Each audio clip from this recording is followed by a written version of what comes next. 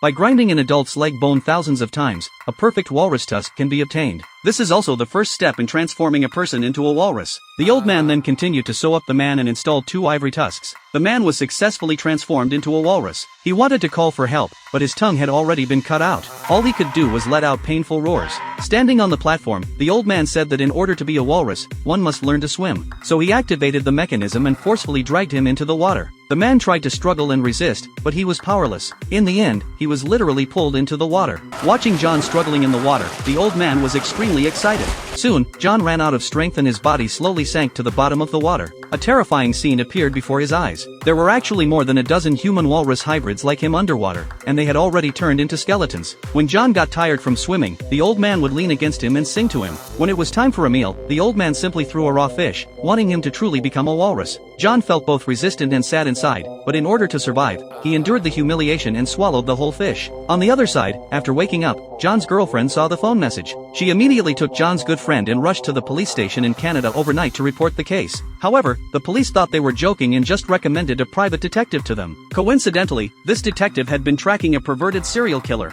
From what he said, the perpetrator would amputate the parts below the victim's knees, sew their arms to their bodies, cut out their tongues, and install ivory tusks made from leg bones on their faces. The detective had been fighting against him for 10 years. Then, following the clues from John's message, they went to a nearby supermarket and asked around. The clerk told them that John had indeed been there a few days ago and borrowed a notebook from them to write down an address. The detective asked the clerk to find the notebook. He took a pen and scribbled on the paper, and the address appeared. They followed the address to search, but found that John's car had sunk into the lake. The detective guessed that John must not be in the car. Then he gave the 2 of them pistols for self-defense. After that, they rushed into the old man's luxurious mansion with their guns drawn.